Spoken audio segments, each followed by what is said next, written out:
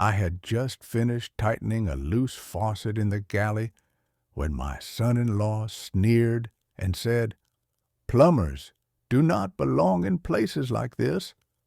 He said it loudly, with that sharp edge in his voice, like he wanted everyone to hear. To him, I was just some sad old retiree pretending to be wealthy on a rented boat, playing dress-up in a world I supposedly did not belong to. I wiped my hands, looked him straight in the eyes, and calmly said, "This is my yacht." The looks on their faces were unforgettable, and that was only the beginning of what I had planned. The polished brass fixtures shimmered under the late afternoon sun, scattering golden reflections across the spotless deck. I stood by the rail of the vessel, now called the Blue Horizon, with my hands folded behind my back, watching my family walk toward the gangway. The marina in Charleston stretched out in every direction, rows of tall masts rocking gently as a warm June breeze rolled in from the water.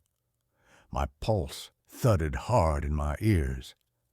I had spent nearly 2 months carefully preparing for this day, down to every detail. Mark stepped onto the deck first. His expensive loafers made sharp tapping sounds against the teak floor as he moved forward. His eyes scanned the yacht from bow to stern, lingering on the polished metal rails, the plush leather seating shaded beneath the awning, and the advanced navigation screens glowing inside the helm. For a brief moment, his mouth fell open. Then, just as quickly, that familiar smug grin crept back onto his face. "Well, well," he said, dragging his hand across the soft leather cushions like he was inspecting merchandise. "How on earth did you manage to afford something like this, Richard?" The way he said my name stung. Not Dad, not even Rick. Always Richard, pronounced slowly, like it tasted bad in his mouth. My daughter, Emily, climbed aboard next. She held her designer purse tightly against her chest, her eyes darting around the deck. A blush spread across her cheeks.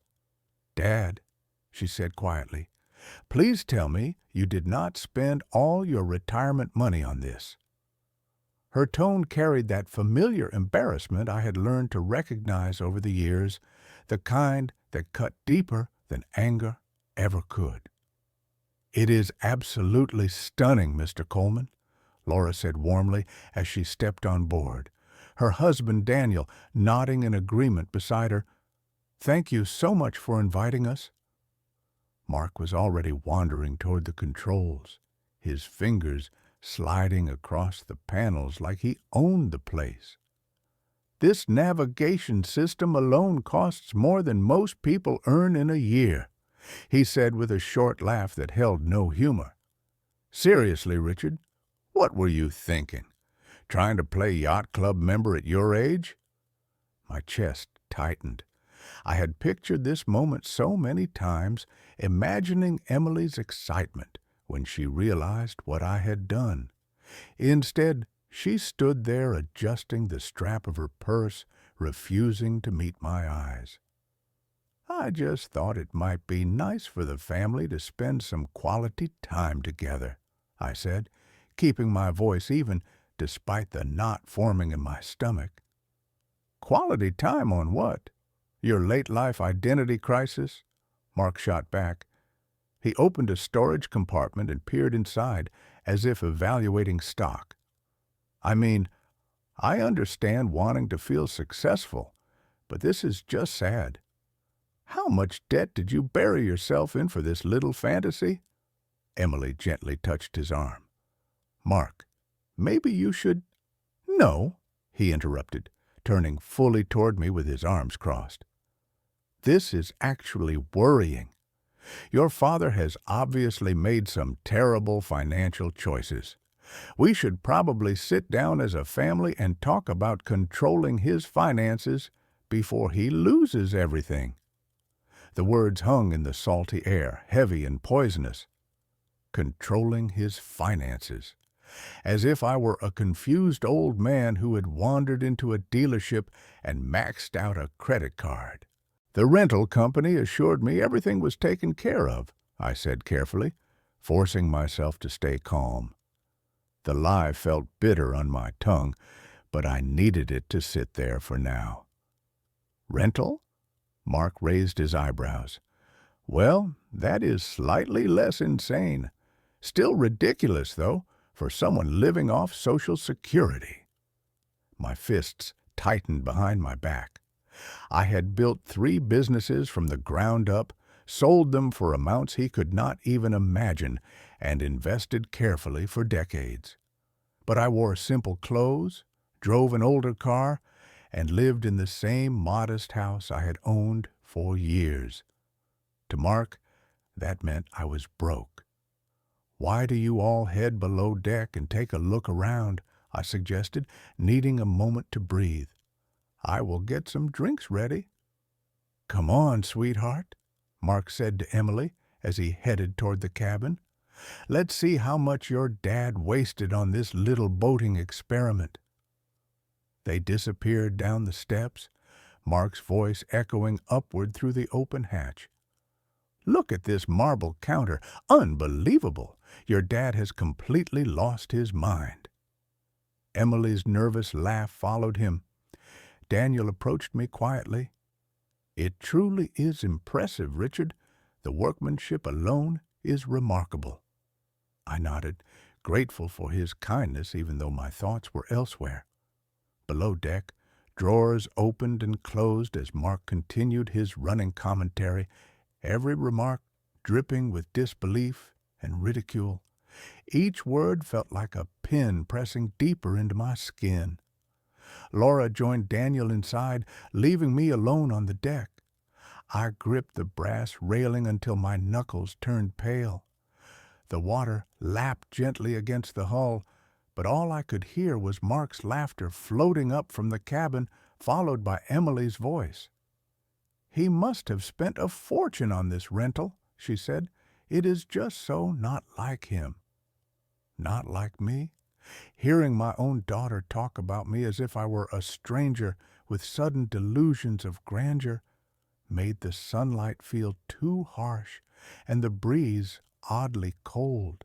I stared out across the harbor, watching other families relax on their boats, and wondered for a moment if inviting everyone here had been a mistake. But no, I had planned everything too carefully for that. They just did not understand yet.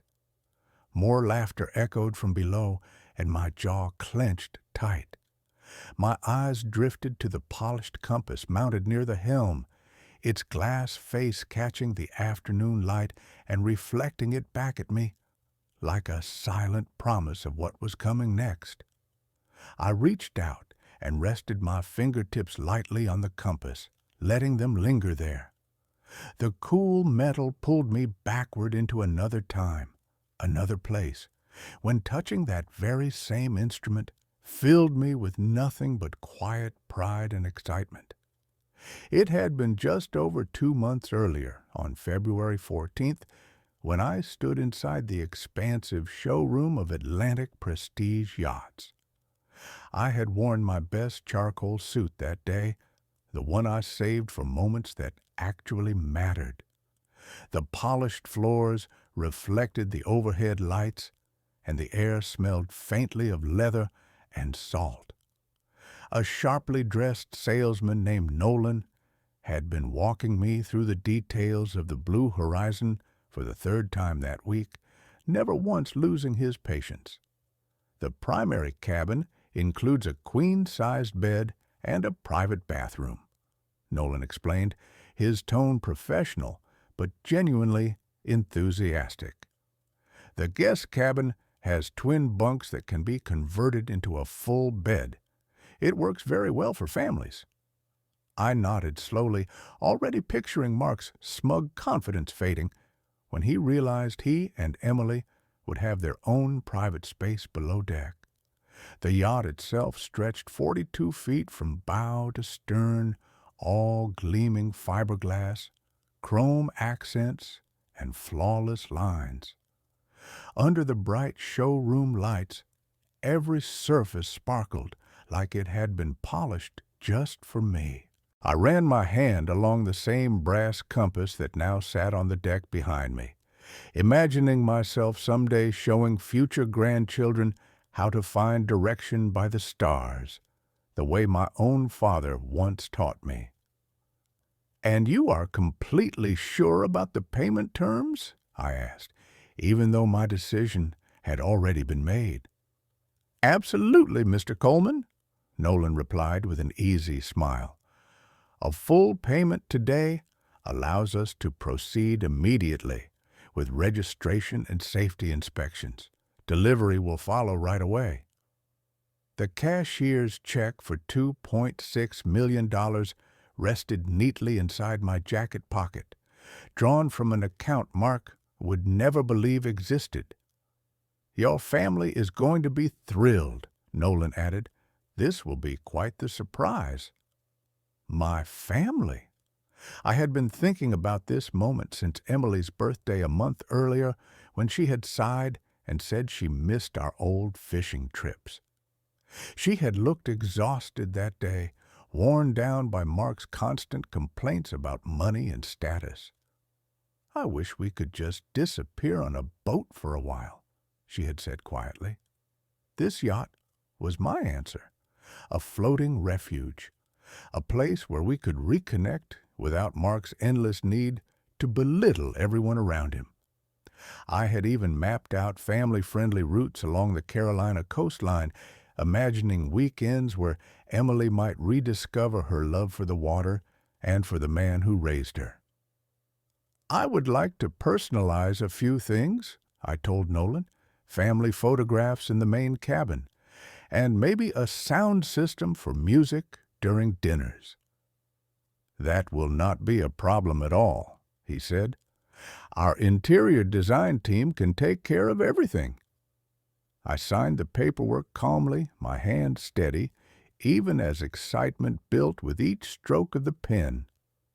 This was not just a purchase. It was a deliberate attempt to mend something fragile.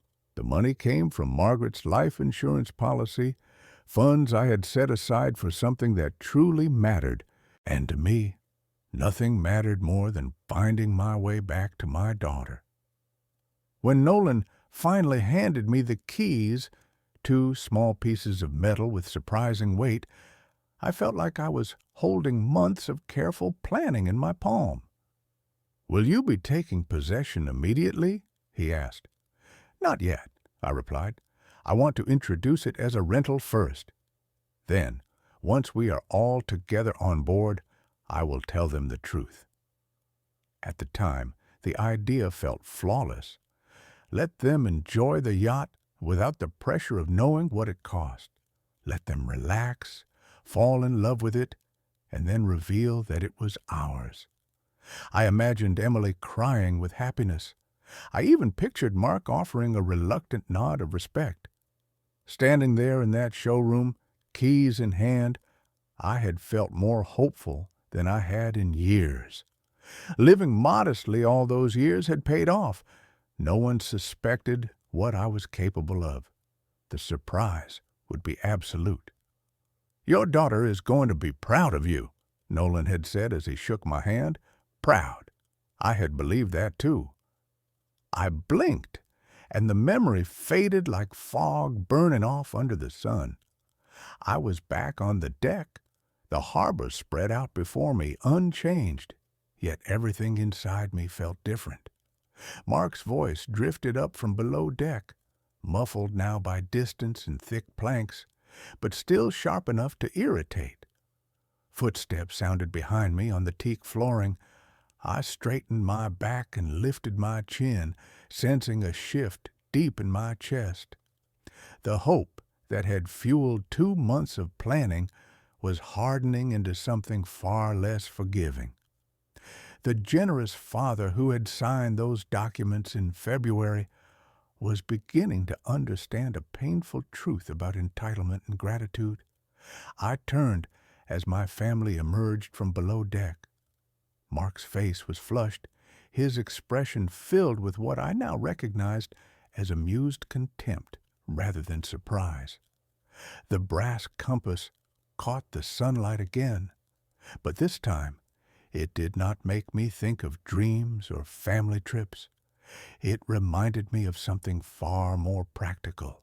Before you can chart a course forward, you have to be honest about exactly where you are standing. "Richard, this is truly impressive," Daniel said as he came up from the stairway, his seasoned businessman's hands sliding along the polished handrail. His voice carried real admiration, not politeness. "The workmanship alone is exceptional. You chose something remarkable." His words felt like a cool splash of water on scorched skin. I loosened my grip on the brass railing and straightened my shoulders without realizing it. Laura followed closely behind him, the afternoon sunlight catching in her silver hair. Her eyes moved slowly around the space, genuinely taking everything in. "The woodwork downstairs is breathtaking," she said, adjusting the light sweater around her shoulders. "That mahogany dining table looks like it belongs in a gallery." Mark let out a sharp snort as he stepped up behind them, Emily hovering beside him. "Sure," he said with a smirk. "When you are spending rental money, you might as well go all out." He waved a hand toward the gleaming interior. "Dad probably dropped more on this weekend than Richard earns in half a year." The comment landed like a punch to the ribs. Daniel's posture stiffened just slightly, and Laura's warm smile flickered before she caught herself. Emily gave that tight, nervous laugh I had come to dread, the sound jarring against the soft slap of water against the hull. "Mark," Daniel said quietly, but his son-in-law was already walking past them, running his fingers over the chrome fittings as though he were evaluating inventory. "I mean, just look at this sound system," Mark went on, pressing buttons on the entertainment console. "Top-tier stuff. Rental companies charge extra for every little upgrade. What is this running you, Richard? $2,000 for the weekend? $3,000? My jaw tightened. $3,000 would not even come close to covering a single month of dock fees. "It really is beautiful, Dad," Emily said, though her voice carried that familiar undertone of anxious embarrassment. "Maybe next time we could do something a little more practical." More practical. Something smaller, something safe, something that matched the version of me she thought she knew. "Why do we head inside for lunch?" I said, forcing calm into my voice while my chest churned. "I have everything ready." "Lunch on the yacht?" Mark clapped his hands together in exaggerated delight. "Living the dream, Richard. Too bad it only lasts a weekend." Daniel's frown deepened as we moved toward the salon. I led them down into the main cabin, where the mahogany dining table glowed under the soft overhead lights. I had planned every detail: bone china, crystal glasses, polished silverware, each place setting arranged carefully to make this feel like an occasion. "Oh my," Laura murmured, pausing to take it all in. "Richard, this is lovely. You really went all out." "It was no trouble," I said, pulling out chairs for the women. Laura sat gracefully, while Emily perched on the edge of her seat, fingers twisting in her lap. Mark stayed standing, his attention fixed on the built-in bar. "Fully stocked," he noted, clearly impressed despite himself. "And premium labels." He lifted a bottle of aged scotch and examined it closely. "This bottle alone probably costs more than most people's monthly car payment." "Mark," Daniel said again, this time with more edge. "What?" "I am appreciating quality," Mark replied with a sharp grin. "Not everyone gets to pretend they are wealthy for a weekend." The words lingered in the air like stale smoke. Laura busied herself unfolding her napkin. Daniel studied Mark with a look that mixed disappointment and disbelief. Emily's cheeks flushed as she stared at the table, caught between defending her husband and apologizing for him. I served lunch on autopilot, grilled salmon, roasted vegetables, a crisp white wine that cost more than Mark would ever guess. I placed each plate with deliberate care while my thoughts raced backward to the showroom, to Nolan's confident smile, to my foolish belief that this gesture might close the widening distance between my daughter and me. "This is excellent," Daniel said, clearly trying to steady the mood. "You always were a good cook." "Dad always made great meals," Emily added softly. "Sure," Mark said, cutting into his salmon, "when you have all day and nothing else to worry about." He glanced up with a knowing look. "Retirement must be nice. No real responsibilities, no pressure to provide." My fork shook slightly in my hand. No pressure to provide. I had spent decades providing, building companies from nothing, creating security beyond anything he understood. And now I was offering them my greatest gift, a sanctuary bought with the money tied to Margaret's memory and receiving nothing but disdain. "Mark," Daniel said, his voice low and firm now. "Perhaps what?"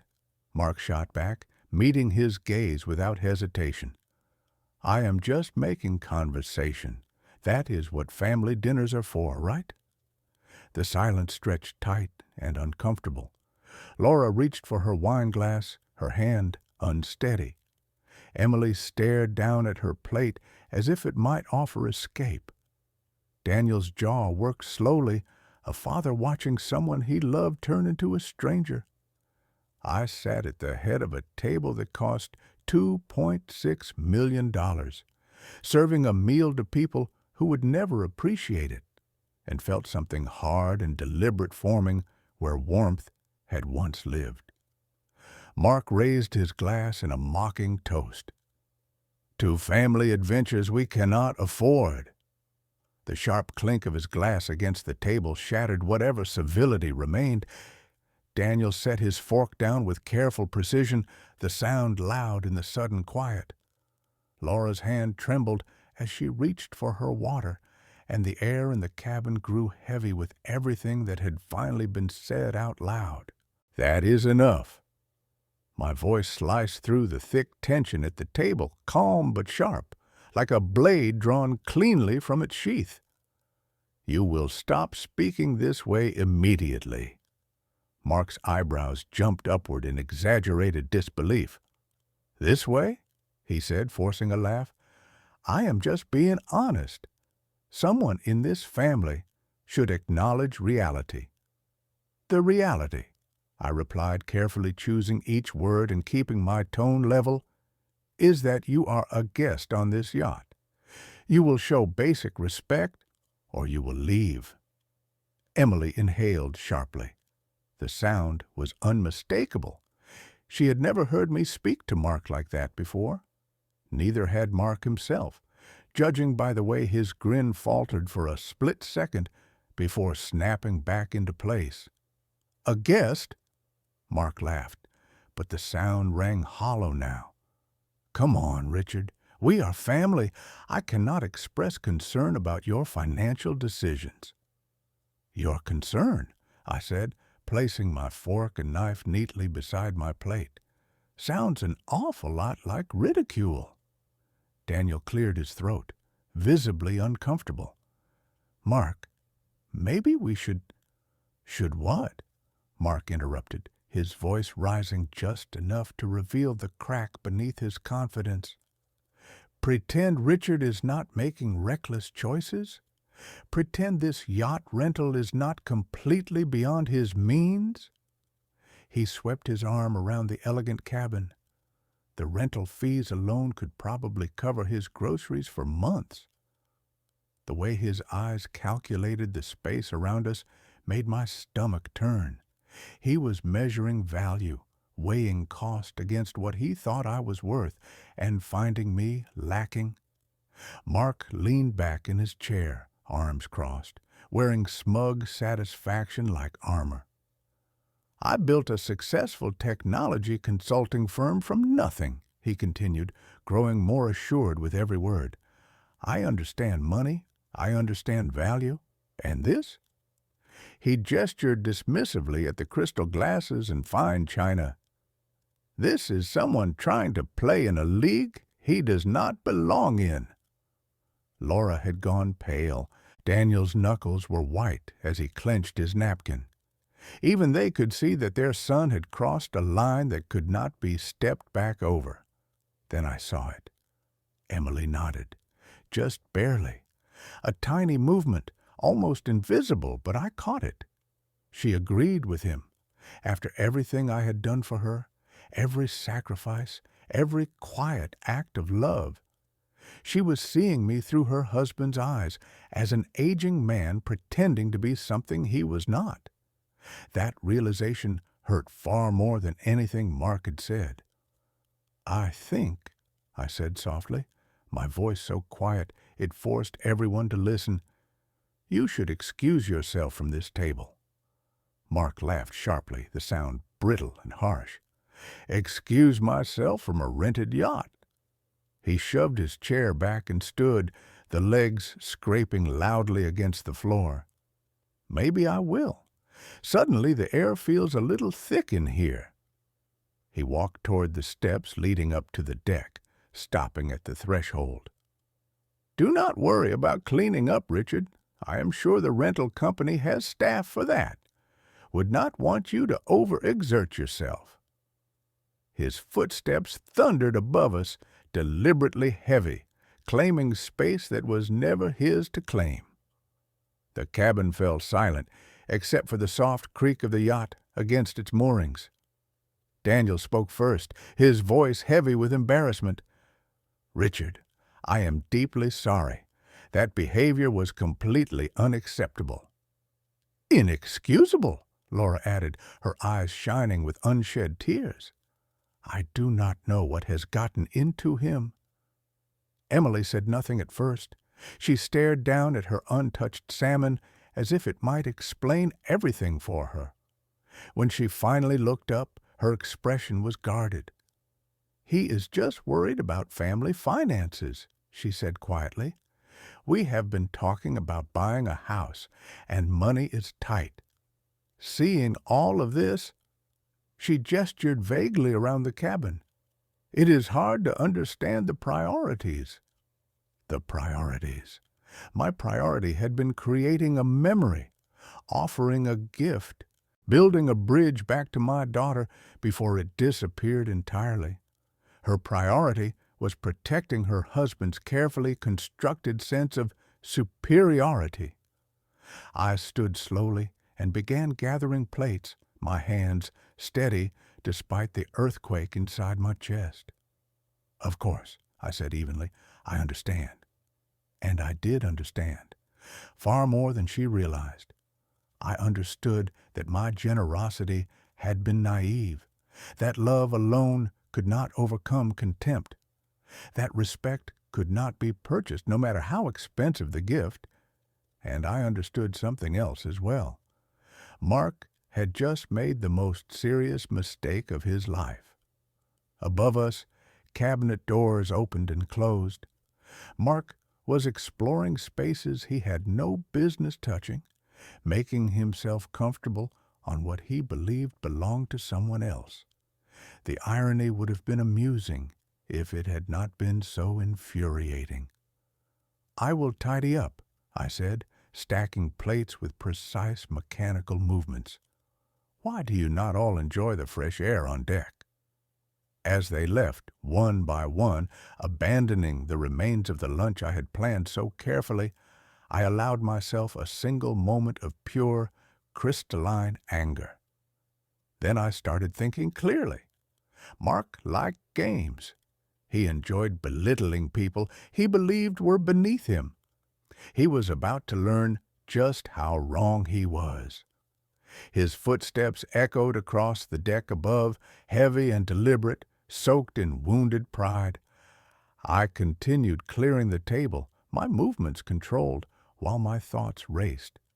That look in his eyes when he had stood up, I had seen it before across polished conference tables when men who thought they were in control suddenly realized they were not. I should probably check on him, Emily said quietly, half rising from her chair. Let him cool off, Daniel said firmly. He needs time to think about what he said. Laura reached across the table and gently touched my hand. Richard, I am so sorry. I do not know what has gotten into him lately. But I knew. Mark could not stand being corrected, especially in front of his parents. Men like him did not accept boundaries. They tested them, pushed against them, searched for ways around them, and soon enough he would find out exactly where his LED. Up on deck, the heavy footsteps suddenly stopped. A moment later, I heard the muted sound of a door opening, then closing again. The guest bathroom, most likely. Or maybe he had wandered somewhere he had no business being. He is under a lot of pressure at work, Emily offered weakly, as if trying to convince herself as much as anyone else. Consulting is very competitive. Daniel's expression made it clear he was not buying the excuse any more than I was. Pressure does not justify disrespecting your host. I barely heard him. My attention was locked on the subtle sounds drifting down from above. Water running briefly, cabinets opening and closing, then the faint scrape of metal against metal. Mark was not just looking around. He was testing things, touching, claiming space. Why do we move up to the deck for coffee? Laura suggested brightly, clearly trying to reset the mood. The weather is beautiful. That sounds fine, I replied, though my focus never left the noises overhead.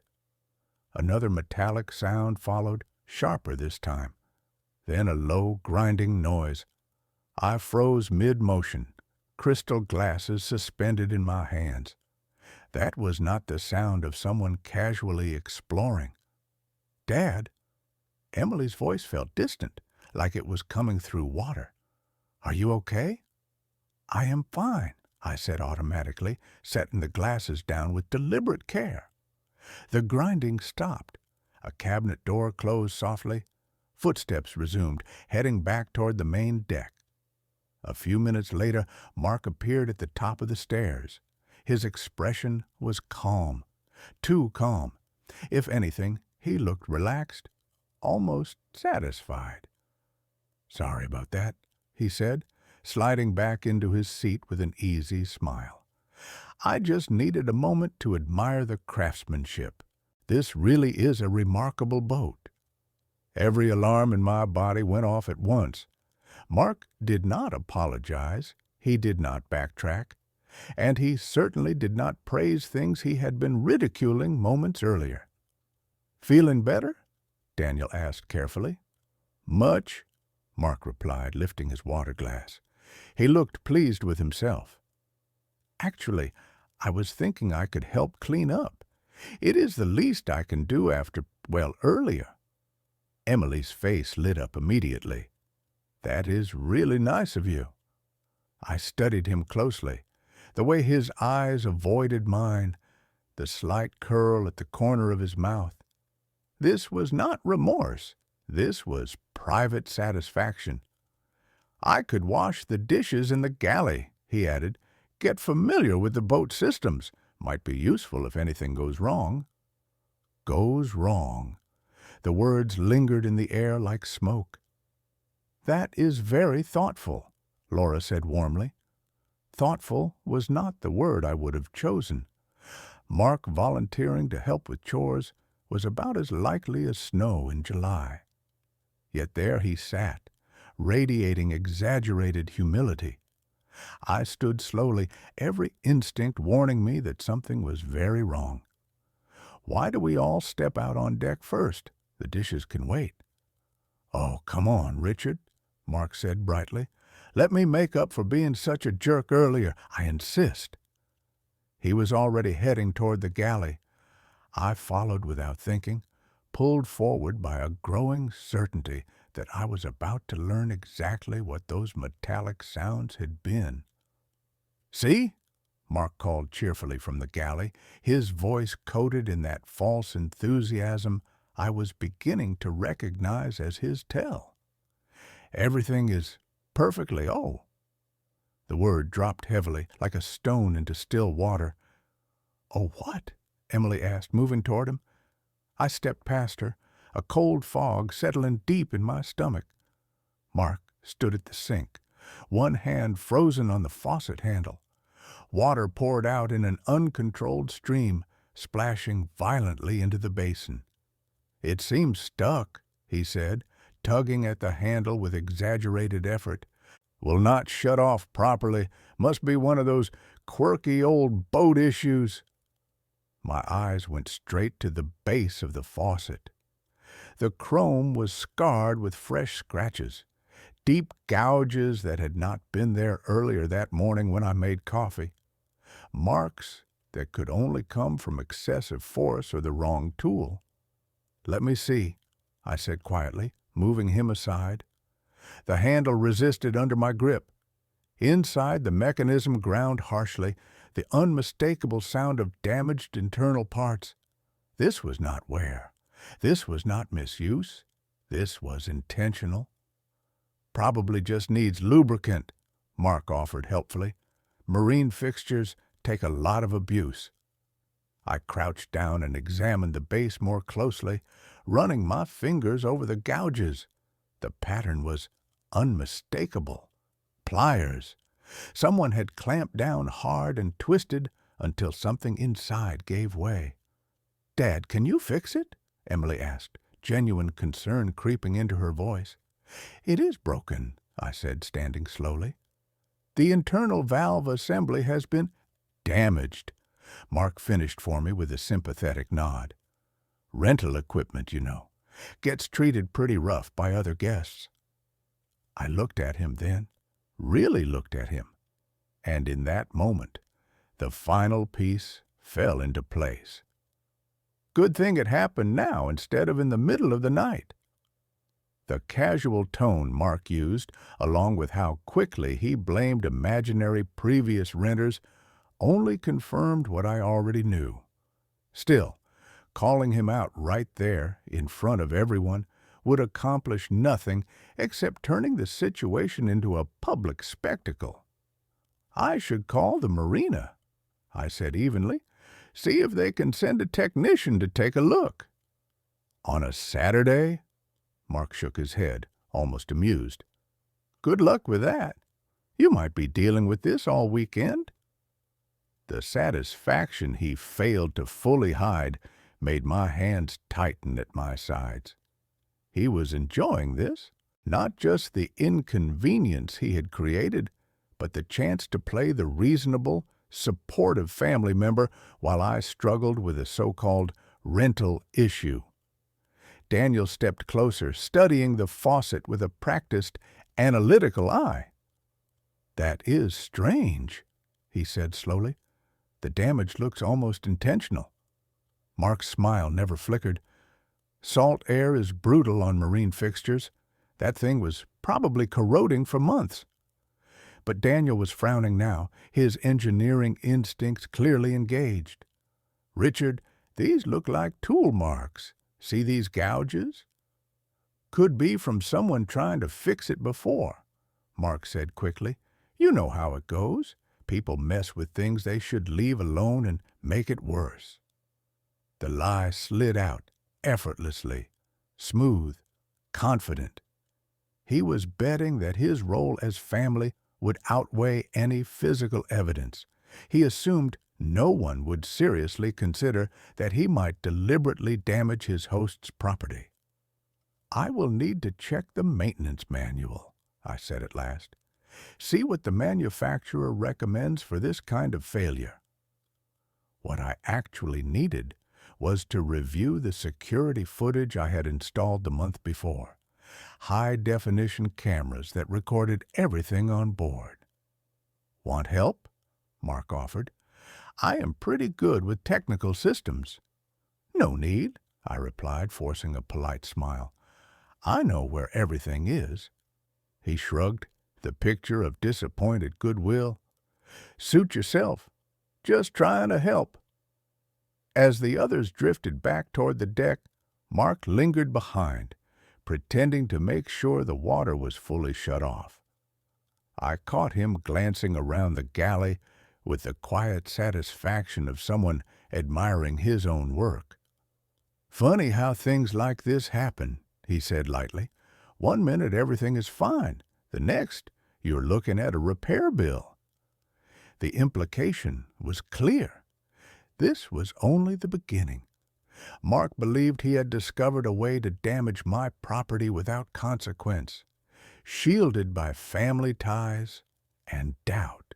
He was about to learn just how wrong that assumption was. I waited until the others settled outside, their voices drifting down through the open hatch. Then I moved calmly toward the navigation station, where the security system controls were hidden behind an unremarkable panel. Mark wanted to play games. He had just challenged someone who had been playing at a professional level while he was still figuring out the rules. The navigation room sat just behind the main cabin, a compact space lined with screens and electronic equipment most guests never noticed. I stepped inside quietly and closed the door behind me. With a single touch, the monitors came alive, bathing the room in cool blue-white light. 8 camera feeds displayed different areas of the yacht in crisp detail. I had installed the system the previous month after hearing about thefts in the marina, a precaution that was about to prove invaluable. My fingers moved smoothly across the control panel as I scrolled backward to the relevant timestamp. 15:50:23. Camera 3 came into focus, covering the galley and guest bathroom area. There was Mark, stepping into view with the same careless confidence he had worn all afternoon. At first, everything looked normal. He opened cabinets, inspected fixtures, wandered through the space with the entitlement of someone who assumed everything was his. Then he approached the faucet. I leaned closer to the screen, watching as he tested the handle gently. The water flowed smoothly. When he turned it off, it stopped cleanly. There was nothing wrong with it. Then my blood went cold. Mark glanced toward the door, confirming he was alone. He wrapped both hands around the faucet handle and twisted, not the controlled movement of normal use, but a violent wrench that made the camera shudder slightly. The timestamp shifted to 15:52:41. He did it again, this time bracing his foot against the cabinet for leverage. His face was clearly visible now, focused, intent. Then came the faint smile when something inside the mechanism finally gave way. He tested it, watching water surge uncontrollably from the broken fixture. Perfect. Exactly the kind of accident that would humiliate his host and reinforce his narrative about inferior rental equipment. But he was not finished. Camera 4 showed him opening drawers until he found a dish towel. He carefully wiped away metal shavings and residue, erasing signs of his force. He even ran a finger around the base of the faucet, checking for evidence. That deliberate cleanup told me everything I needed to know. This was not impulsive. It was calculated vandalism, designed to embarrass me in front of my own family.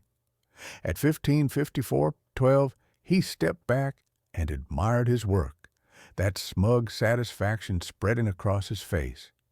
In his mind, he had put the foolish old man in his place. He had proven that people like Richard Coleman did not belong among the finer things in life, and in doing so, he had handed me exactly what I needed. I copied the relevant footage onto a portable drive, my hands moving on instinct while my mind absorbed the full weight of what Mark had done. This was not about a damaged faucet. It was about respect, about boundaries, about the unspoken contract between a host and a guest. From the dining area above, Mark's voice floated down, coated in artificial concern. I hope Richard is not having too much trouble with that boat issue. These older rentals can be finicky. Older rentals. He was already shaping the story, casting me as a man foolish enough to rent a yacht far beyond his means. Someone who should expect mechanical failures because he could not afford quality. The irony might have been funny if it had not made my blood boil. I ejected the drive and slipped it into my pocket. It felt heavier than it should have for something so small. Proof, evidence, the kind of documentation that turned denials into facts. Mark's voice drifted down again. Maybe I should check on him, see if he needs help. The falseness in his tone tightened my jaw. He wanted to help, all right. Help himself to a front-row seat for my embarrassment when I failed to fix the problem he had deliberately created. I shut down the monitors and stood in the dim space for a moment, listening to the gentle slap of water against the hull. 40 years in business had taught me one critical lesson. Evidence without timing was useless. Mark had handed me the ammunition. Now I needed to choose when to fire. Footsteps overhead told me my window for quiet planning was closing. I moved calmly to the yacht's tool locker and opened it. Inside, everything was neatly arranged. I selected a precision wrench set and marine-grade pipe sealant, my movements steady and practiced. Muscle memory took over as my thoughts drifted backward through years of shared history. The faucet could be fixed. Marine fixtures were designed to survive storms, salt, and abuse far worse than Mark's tantrum. As I knelt beside the damaged assembly, memories flooded in. Every time I had stepped in to fix something for Mark and Emily, every problem I had solved with patience and a checkbook. Emily's graduate school tuition, $40,000 over 2 years. I had written those checks proudly, thrilled by her determination to earn her business degree. Mark had been grateful then, or at least convincing. "You are incredible, Mr. Coleman," he had said at the time, using a formality that now felt less like respect and more like emotional distance. Their wedding, $25,000. I could still picture that evening standing alone afterward, telling Margaret's photograph that every father wanted his daughter's wedding to be perfect. I had paid for the flowers, the photographer, the upgraded venue, everything I could, because she was not there to see it. The house down payment, $60,000. That was only 2 years ago, when Mark's business was supposedly facing a temporary cash flow issue. He had sat across from me in my modest kitchen, explaining how a larger down payment would secure better loan terms. "This means everything to us, Richard," he had said earnestly. "I promise you will never regret helping us build our future." The faucet assembly came apart in my hands, revealing the damage clearly now. Twisted metal where smooth threads should have been, warped components that would never align properly again. The damage looked familiar. Emergency car repairs, $5,000. Emily's medical bills, $3,200. A new refrigerator when theirs failed, $1,800. Christmas gifts, birthday surprises, anniversary dinners I insisted on paying for. The list was endless. More than a decade of generosity that had apparently purchased nothing but entitlement. Each act of kindness had been met with Mark's polished gratitude, his assurances that he would never forget my support. And yet, here I was, kneeling on the floor of my own yacht, repairing damage he had caused out of spite. From above deck, Mark's voice rose again. "Should we check on Richard? He has been down there a while?" Emily replied, her voice muffled but uneasy. "Maybe the repair is more complicated than he expected." More complicated. Everything was more complicated than it appeared. The yacht they thought was rented, the wealth they assumed I did not have, the man they believed was beneath their respect.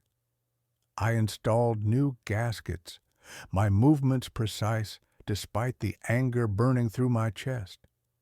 This was not just about money, though the numbers were staggering when I added them up. Nearly $140,000 in direct financial help over the years, not counting smaller gestures. This was about respect, about the basic expectation that generosity would be met with gratitude, not contempt. Mark's footsteps neared the stairs. "I am going to see if he needs a hand." The faucet slid back into place with a solid, reassuring click. When I tested it, the water flowed cleanly and shut off perfectly, better than before. Sometimes damage forced you to rebuild stronger. "Richard?" Mark called down, his voice dripping with false concern. "Everything okay down there?" I rose slowly and wiped my hands on a clean rag, my expression calm, while my mind calculated exactly what would come next. Mark believed he had scored a small, clever victory by damaging my property. What he did not understand was that he had just ignited a conflict he was completely unequipped to survive. The man swaggering back toward the table to offer his fake assistance had never built anything from nothing. He had never negotiated seven-figure deals, never outplayed competitors who actively tried to ruin him, never learned the most important rule of real confrontation. The person who controls the information controls the outcome. Mark was about to receive a very painful lesson in exactly who he had chosen to cross. "There he is," Mark announced loudly as I stepped up from below deck. His voice dripped with exaggerated relief. "We were starting to worry. How did the repair go?" He leaned back in his chair, arms folded, wearing that same smug expression he had arrived with earlier. The concerned family man, the reasonable observer sympathizing with poor Richard and his boat troubles. "The old equipment giving you a hard time," he continued, shaking his head with mock empathy. "I was just explaining how these rental companies cut corners on maintenance. Probably have not serviced that faucet in years." I placed my tablet on the dining table slowly and deliberately, then pulled out a chair and sat down. I watched his face carefully as I did. "Actually, Mark," I said evenly, "I would like to ask you something very specific about that faucet."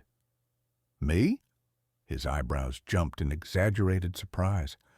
"I am no plumber, Richard, though I did notice the fixture looked pretty corroded when I washed my hands earlier."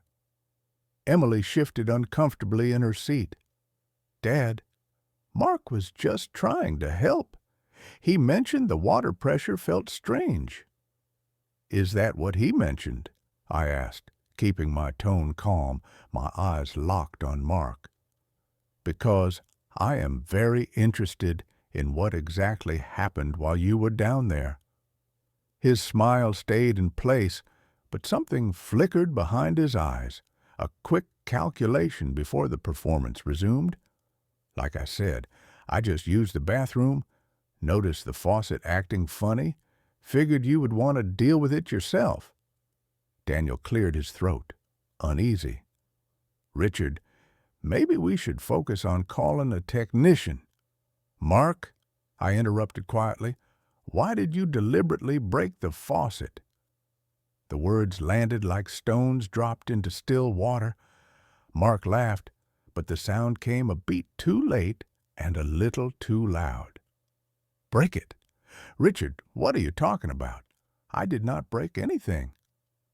"Dad," Emily said sharply, "that is a serious accusation. Mark would never—" "Would he not?" I reached for the tablet and powered it on, my fingers steady. "Because I have something I think everyone should see." For the first time, his confidence cracked, just for a fraction of a second. Then the mask snapped back into place. "Footage?" he scoffed. "What footage?" "The yacht has a security system," I replied calmly, watching the color drain from his face. 8 cameras, high definition, with audio. Very thorough." The silence stretched tight and heavy. Mark swallowed hard, his Adam's apple bobbing, though his voice stayed controlled. "Then you will see exactly what I said happened. I used the bathroom, noticed a problem, and came back upstairs." "We will see," I said, opening the video application. "Let us all watch together." Laura leaned forward, anxiously. "Richard, surely this is unnecessary." "No," Daniel said firmly, his instincts recognizing the shift in the room. "Let us see what the cameras show."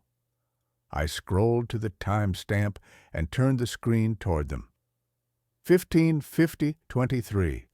Mark appeared in perfect clarity, stepping into the guest bathroom with the same careless confidence he had worn all afternoon. "There you are," I said conversationally. "Saturday, June 21st, 3:50 in the afternoon, just after you left the table." Mark's jaw tightened as he watched himself on screen, though he kept his defiant tone. "So, you can see I am just using the facilities." On the video, he approached the faucet and turned it gently. Water flowed smoothly. When he shut it off, it stopped instantly, perfectly functional. "Interesting," I noted. "The faucet seems to be working just fine." Emily leaned closer, her brow furrowing. "I do not understand what we are supposed to be seeing." "Keep watching," I said quietly. "The important part is coming." Mark shifted in his seat, his earlier bravado starting to fracture. "This is ridiculous. You're making a big deal out of a simple plumbing issue." But his eyes never left the screen, and I saw the exact moment recognition hit him. The moment he remembered what the cameras had captured, what his arrogance had made him forget. "The timestamp now reads 3:52, I continued calmly. "Watch carefully." The video continued. On screen, Mark glanced toward the door, confirming he was alone. His posture changed instantly. The casual curiosity vanished. "Oh, my God," Laura whispered as we watched him grab the faucet handle with both hands and wrench it violently to the side. The audio picked it up clearly, the harsh grind of metal under excessive force, the sharp crack as something inside snapped. On the screen, Mark grunted in satisfaction. "Mark!" Daniel shouted, his voice breaking with shock. "What the hell are you doing?" But the footage kept going. Mark braced his foot against the cabinet and twisted again, harder this time, until the internal valve failed completely. Water exploded from the fixture, spraying wildly across the sink. Emily gasped, her hand flying to her mouth. And the truth, undeniable and merciless, flooded the room right along with the water. This cannot be. But there was no denying what we were all watching. On the screen, Mark stepped back from the faucet with unmistakable satisfaction, wearing the same smug expression he had carried back to the table earlier. Then, as if to be absolutely sure, he ran a finger along the base of the fixture, checking for signs of what he had just done. The timestamp reads 3:54, I said quietly. You spent 4 full minutes deliberately destroying my property. The color drained from Mark's face until it turned an unhealthy shade of white. There is an explanation. I was trying to fix it and then it... Fix what? Daniel's voice was low and dangerous. The footage clearly shows it working perfectly before you touched it. On the tablet, Mark wiped metal shavings away with a dish towel, moving carefully, methodically. These were not the actions of someone panicking. These were the actions of someone who knew exactly what he had done and wanted to erase the evidence. You even brought a towel to clean up, I noted calmly. Very thorough. Emily stared at the screen, stunned. Mark, how could you do this? This is Dad's rental. He will have to pay for the damage. Under different circumstances, the irony of her trying to protect me from financial responsibility for damage to my own yacht might have been amusing. In that moment, it was just heartbreaking. Mark's confident mask finally collapsed. It is not what it looks like. I was trying to help. It broke, and I panicked. You panicked? Daniel leaned forward, his voice heavy with disappointment. Son, we just watched you deliberately destroy someone else's property. There is no accident here, no confusion. Laura dabbed at her eyes with her napkin. Richard, I am so ashamed. I do not even know what to say. Mark made one last, desperate attempt to salvage the situation. That faucet was clearly defective. I barely touched it and it fell apart. These older boats have issues. Mark. I stopped the video and turned the tablet toward him. Would you like me to play it again? Maybe in slow motion this time. We can count exactly how many times you twisted the handle before it failed. The silence that followed was crushing. Mark stared at the frozen image on the screen, himself caught mid-act, his expression showing unmistakable satisfaction at the damage he had caused. I think, Daniel said slowly, his voice thick with disgust, we need to have a very serious conversation. The last thread of Mark's bravado snapped. Fine, he snapped. Yes, I broke the stupid faucet, but can you really blame me? He gestured angrily around the cabin.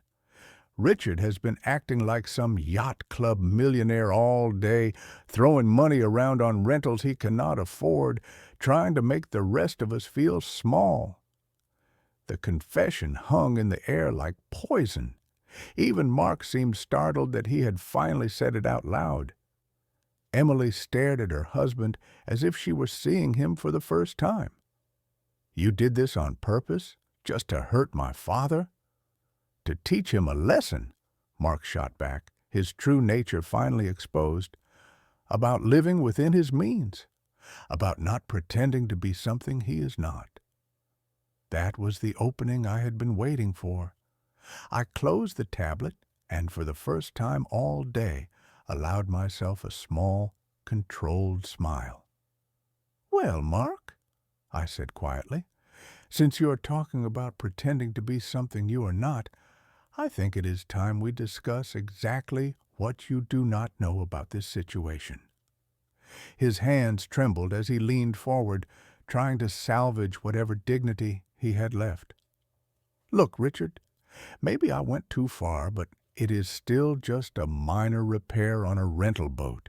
These things happen. Just a minor repair on a rental boat. The phrase hung in the air like the sharp smell after a lightning strike.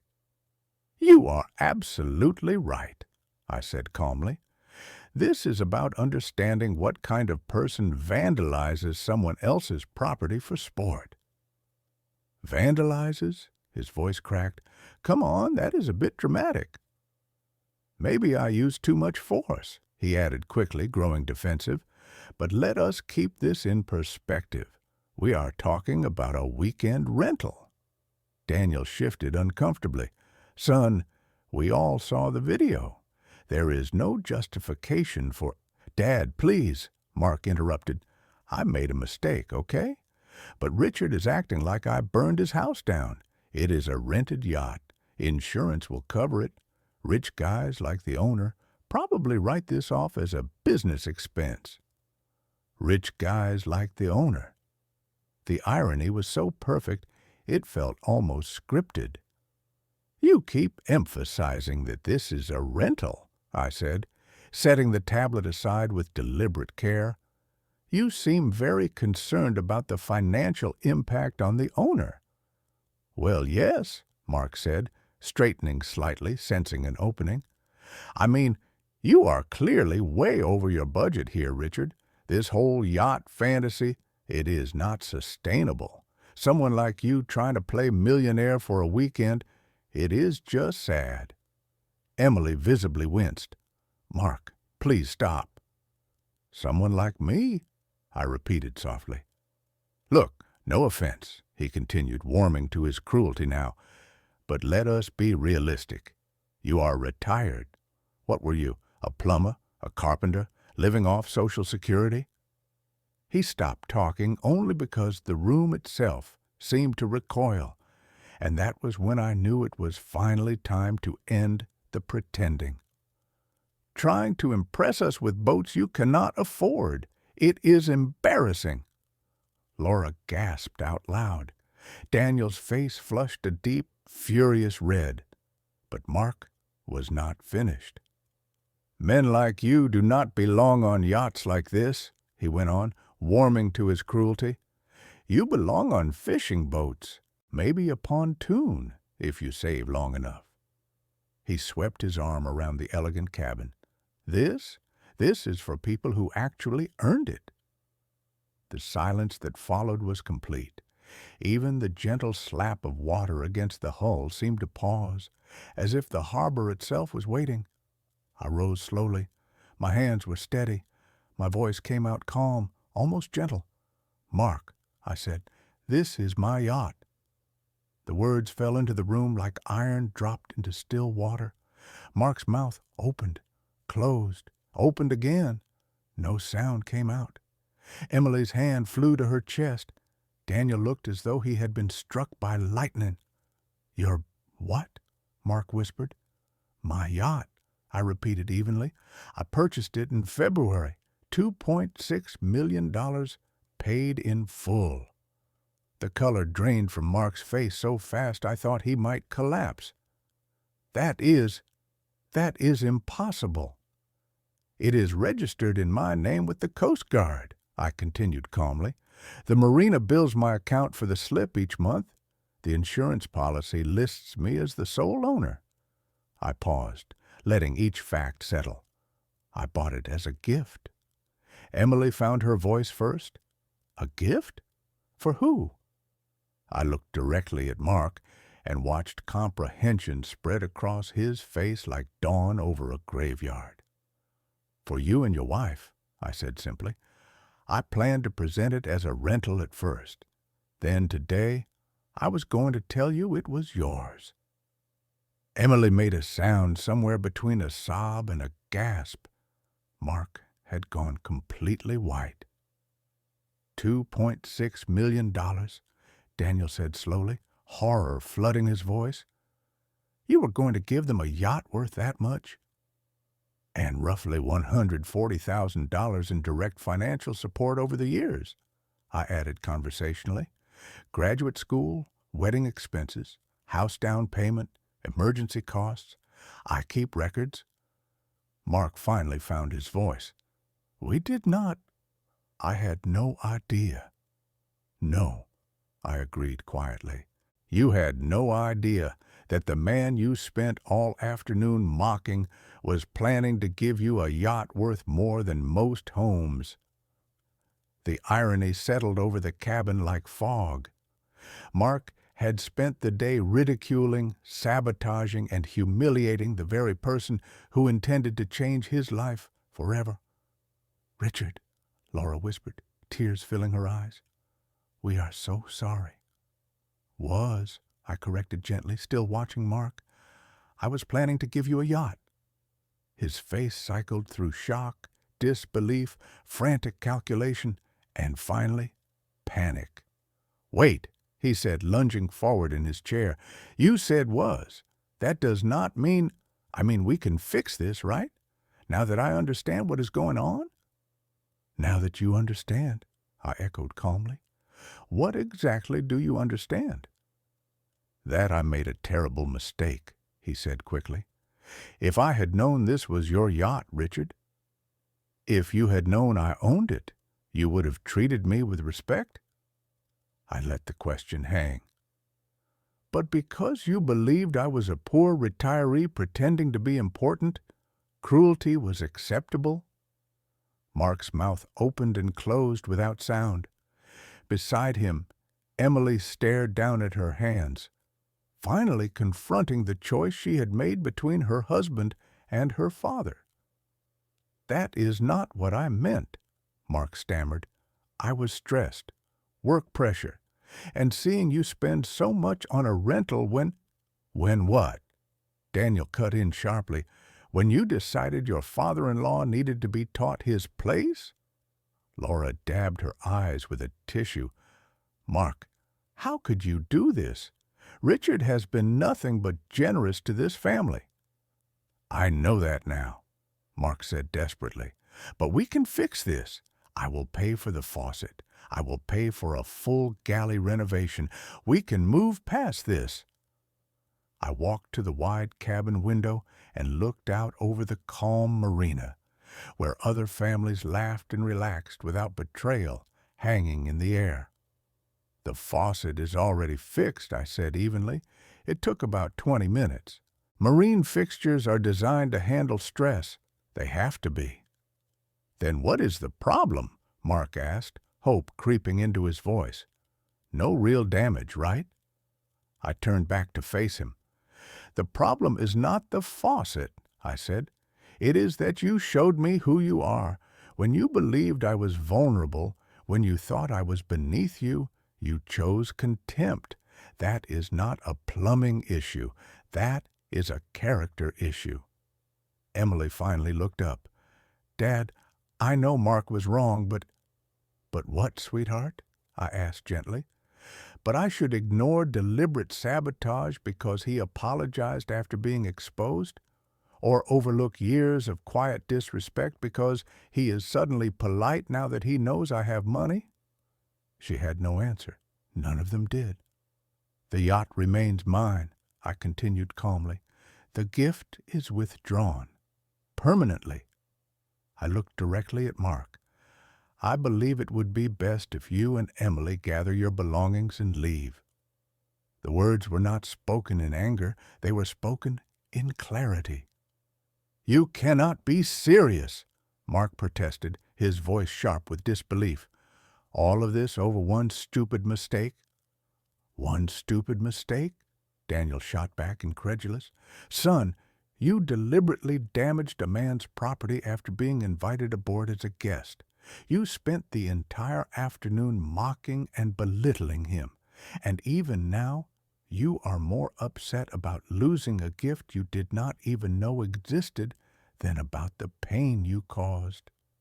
Mark looked around the table, searching for support. He found none. Even Emily could not bring herself to meet his eyes. Fine, he snapped at last, pushing his chair back and standing abruptly. Come on, Emily. We are leaving. Emily rose slowly, her movements hesitant, her expression torn. She looked at me, then at her husband. Caught between two worlds she could no longer pretend were compatible. Dad, she began. You made your choice clear today, I said quietly. I truly hope it was worth it. Without another word, Mark grabbed his jacket and headed toward the gangway. Emily followed, her shoulders slumped, her steps heavy.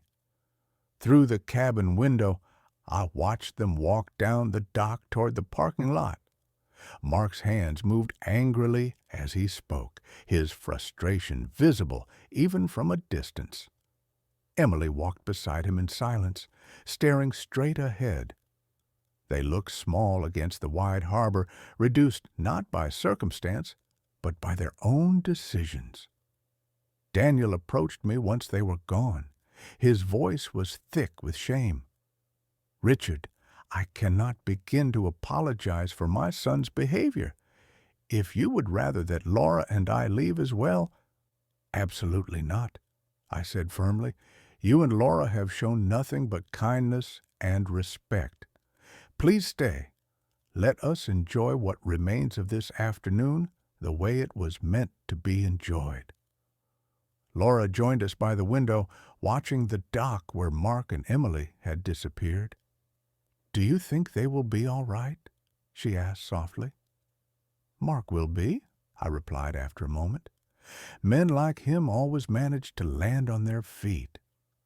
I exhaled slowly. As for Emily, she will have to decide whether she wants a future with someone who burns bridges out of pride. Daniel returned to the table and poured 3 glasses of wine from the bottle we had opened earlier. He lifted his glass slightly. "To character," he said. "To character," Laura and I echoed. As the sun sank lower, the water around us glowed in deep gold and warm amber. The breeze softened. The tension that had knotted my chest all day finally loosened. For the first time in years, I felt a sense of calm settle over me. Justice had been served without shouting or revenge, delivered instead through simple truth and consequence. Mark had destroyed his own inheritance with his own hands, just as surely as he had destroyed that faucet earlier in the day. Near the helm, the brass compass caught the fading sunlight once more, its needle steady, pointing north as it always had, unmoved, unwavering, and finally at peace.